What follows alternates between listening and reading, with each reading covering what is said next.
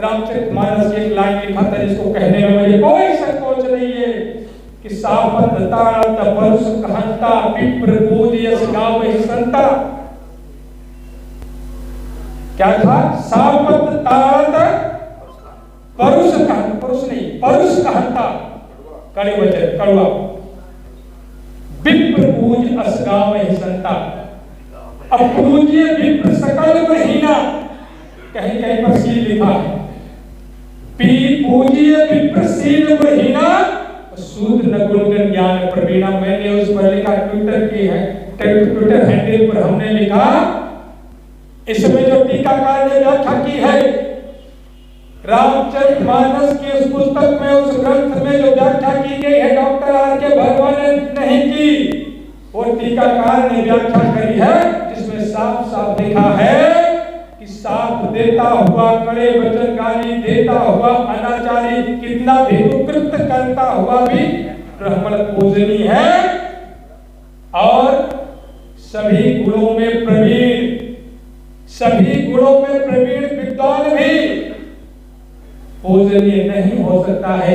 मैंने कहा था कि आज भारत के संविधान में बाबा साहब भीमराव अम्बेडकर ने हमें मौलिक अधिकार दिया है और मौलिक अधिकार के अनुच्छेद 15 में बात कही गई है कि इस देश के किसी नागरिक के साथ जाति के आधार पर, लिंग के आधार पर, जन्मस्थान के आधार पर, रंग के आधार पर कोई भेद नहीं करेगा।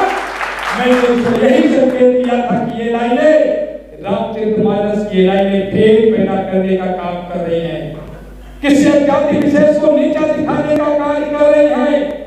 मैं पूछना चाहता हूं, बहुत सारे लोगों ने उसकी व्याख्या करने का काम किया।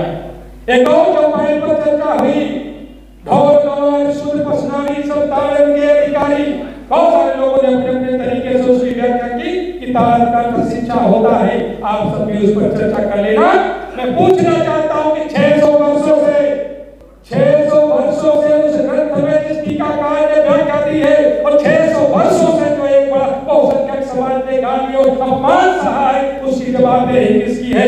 अगर सरकार कहती है कि उसका अर्थ गलत लिखा है तो उस प्रेस को बंद करवाने का काम क्यों नहीं करती और उस टीकाकार के खिलाफ मुकदमा लेकर के जेल भेजने का काम क्यों नहीं करती? सम्मानित साथियों, इस पर किसी का जवाब नहीं आता, इस पर किसी का जवाब नहीं आता, बल उनकी भावनाएं आहत हो जाती हैं। लेकिन इस देश के 97% लोगों की भावनाएं क्या है, इसकी परवाह कोई नहीं करता है, इसकी परवाह कोई नहीं करता। वहीं पर लिखा है, अधम जाति में विद्या पाए, अधम जाति में विद्या पाए, भयो यथा अहि दूध पिलाए। आप सोचिए, अधम का मतलब निम्न जाति में, निम्न जाति में विद्या पाए। निम्न जाति वाला व्यक्ति अगर शिक्षित हो गया या आपने शिक्षा दे दिया तो ठीक वैसा ही होगा जैसे आपने सांप को दूध पिलाने का काम किया। मैं पूछना चाहता हूं उत्तर प्रदेश की सरकार से, वो अधम जातियां कौन है? वो अधम जातियां कौन है जो आज बाबा साहब भीमराव अम्बेडकर के संविधान के सामने, आर्टिकल 15 के सामने उसको चुनौती देने का काम कर रहे हैं? किस देश का नीच बिरादरी का कौन व्यक्ति है जो शिक्षा पाता है, जो संत की तरीके से इस देश और समाज के लिए काम करता है? ये गालियां किसके लिए दी जा रही, ये बताना पड़ेगा उत्तर प्रदेश सरकार को। सम्मानित साथियों, इसलिए मैं आप सब लोगों से कहना चाहता हूं कि उन लोगों ने जिनके अंदर शौर्य नहीं था, पराक्रम नहीं था, देश में सत्ता करने का, सत्ता हासिल करने का, उन लोगों ने इसी जरिए पुनर्जन्म, भाग्यवाद, इसी जरिए अपनी सत्ता को समाज में कायम करने का काम किया। हम उसी समाज में जन्मे हैं। जब अभी कह रहे थे आदरणीय संबोधन जी कि जो समाज अपना इतिहास नहीं जानता, इतिहास नहीं पढ़ता, वो इतिहास न बना सकता है, न इतिहास लिख सकता है। इसलिए आज की पीढ़ियों को ये जानना पड़ेगा कि वह वक्त कौन सा था जब यहाँ के बहुसंख्यक समाज की महिलाएं अपने तन पर कपड़ा रखने का अधिकार नहीं पाती थी, अपने स्तन तक को ढकने का अधिकार नहीं पाती थी। हम उसी समाज में पैदा हुए हैं, हम उसी समाज में पैदा हुए हैं। ये पीड़ा हमारे नई नई पीढ़ियों को होना चाहिए। जो धर्म के नाम पर जो पाखंड हो रहा है, इस पाखंड का विरोध करो और तब तक विरोध करो जब तक तक आपकी चाय की दुकान पर इसकी चर्चा ना हो, जब तक ना हो।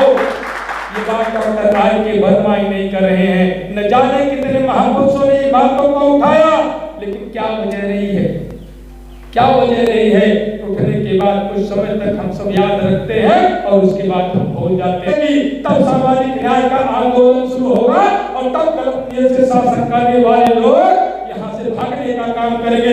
इसलिए वो चाहते हैं कि जातिगत जनगणना कराई जाए। वो जातिगत जनगणना के विरोधी इसलिए है, लेकिन हम सब लोगों ने संकल्प लिया है कि हम आतंकवाद के खिलाफ लड़ते रहेंगे, हम छद्म राष्ट्रवाद के खिलाफ लड़ते रहेंगे। अभी निजीकरण का जो मामला आया था, ये छद्म राष्ट्रवादी लोग कैसे हैं? इन्होंने क्या कहा था? देश नहीं बिकने देंगे। कहा था कि नहीं कहा था? किस नेता ने कहा था? जो आज के प्रधानमंत्री जी हैं नरेंद्र मोदी जी, इन्होंने कहा देश नहीं बिकने देंगे।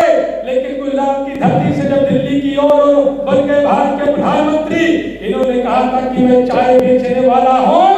और एक दिन हमारे मीडिया के साथी शंभू भाई साहब और नीरज जी ने उस तस्वीर को भी देखा होगा, जहां पर बड़े बड़े चैनल के लोग बार बार एक तस्वीर को दिखाने का प्रयास कर रहे थे कि यही वो जगह है जहां पर प्रधानमंत्री नरेंद्र मोदी जी बैठ करके चाय बेचने का काम करते थे। मुझे लगा कि जैसे भारत को कोहिनूर हीरा मिल गया हो।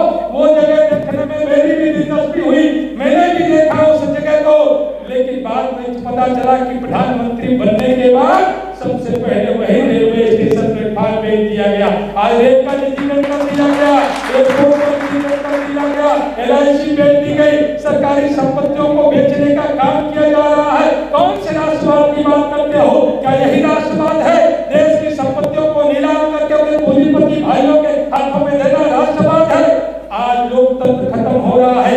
ऐसा ये क्यों कर रहे हैं? क्योंकि हमारे देश से पिछड़े जाति के लोग, अनुसूचित जाति के लोग अपनी हिस्सेदारी भागीदारी की मांग कर रहे हैं, आरक्षण लेने की मांग कर रहे हैं। इनको लगता है कि आरक्षण तो छीनी के रहेंगे, इसलिए इन्होंने सोचा कि इन संपत्तियों का निजीकरण कर दिया जाए। आप कल्पना कर लो, कल्पना कर लो, आप बड़े पैमाने पर नौजवान आप सब लोगों के बीच में है। आपका जो बेटा सिपाही बनना चाहता था, दरोगा बनना चाहता था, आपका बेटा जो रेलवे में जाकर के सरकारी कर्मचारी बनना चाहता था, उसके सपनों को चकनाचूर करने का काम किया।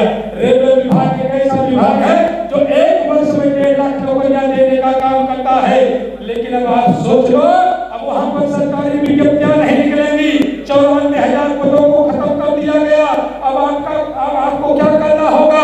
अब आप वहां पर जाओगे, सरकारी कर्मचारी नहीं कहा जाओगे। आप कल्पना कर लो, अगर लखनऊ के स्टेशन पर आपके गांव का सबसे अनपढ़ अशिक्षित व्यक्ति जाता है, जो कहीं से ट्रेनिंग नहीं लिया है, अगर वहां पर सफाई कर्मचारी बनना चाहता है या फोर्थ क्लास एम्प्लॉय के रूप में काम करता है, तो अब वह सरकारी फोर्थ क्लास एम्प्लॉय नहीं बन पाएगा, अब वह सरकारी कर्मचारी नहीं बन पाएगा। और पहले रेलवे विभाग अपने फोर्थ क्लास एम्प्लॉय जो है, अभी तक उनको कम से कम 50,000 रुपए महीने में तनख्वाह देने का काम करती है। अब आपके गांव का वही गरीब घर का बेटा जाएगा, आउटसोर्सिंग कंपनियों के माध्यम से जाएगा, उसको महीने में 50,000 रुपए के बजाय 10,000 रुपए में संतोष करना पड़ेगा। अब बाकी का जो 40,000 रुपए हर महीने का है, जो उसके बूढ़ों की दवाई के काम आता, जो उसके बच्चों की पढ़ाई के काम आता, अब अडानी जैसे उद्योगपतियों की संपत्ति बढ़ाने के काम आएगा। इसलिए अडानी जैसे उद्योगपतियों की संपत्ति है एक वर्ष में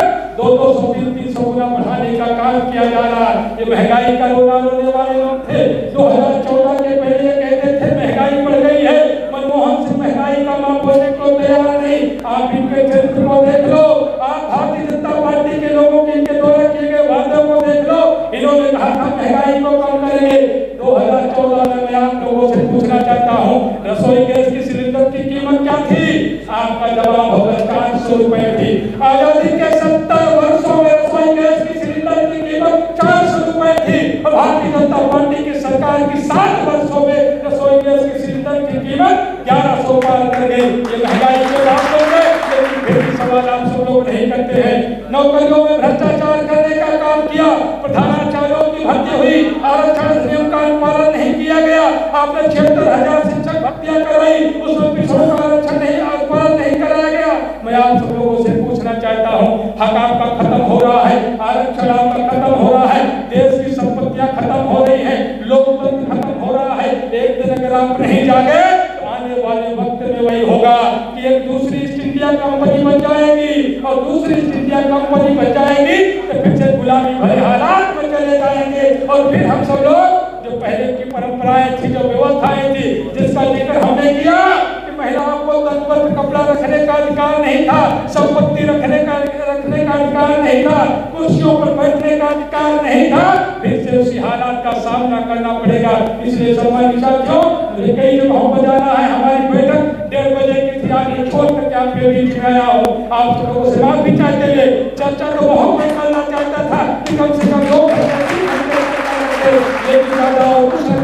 एक ही बात मैं कहना चाहता हूँ, क्यों हमारे महापुरुषों ने जिन्होंने पूरे जीवन संघर्ष करके हमें आज के दिन देखने के दिया है, अगर उनके सपनों का भारत बनाना चाहते हैं, अगर आप बाबा साहब भीमराव अम्बेडकर के सच्चे अनुयायी हैं, अगर आप छत्रपति साहू जी महाराज के सच्चे अनुयायी हैं, अगर आप महात्मा ज्योतिराव फुले जी के सच्चे अनुयायी हैं, अगर आप तथागत गौतम बुद्ध के अनुयायी हैं, एक अंशों का धारण करने का काम जरूर करना और यह चर्चा कम से कम 10 लोग अपने जैसे बनाने का काम करना और चाय की दुकान पर बैठना तो चर्चा करने का काम करना। तेरे ही बढ़ई बाजार कहाँ जाओगे जब तक अपने मिशन की चर्चा नहीं करोगे, जब तक अपने सिद्धांत की चर्चा नहीं करोगे, जब तक देश के उस आईने की चर्चा नहीं करोगे, जब तक आने वाले भविष्य की चर्चा नहीं करोगे, तब तक इस देश में क्रांति आने वाले नहीं है। इसलिए अगर क्रांति को लाना है तो आपको अपना मुंह खोलना पड़ेगा और जिस दिन आपने मुंह खोल दिया तो विश्वास के साथ मैं कहता हूँ कि आने वाला वक्त आप सबका होगा।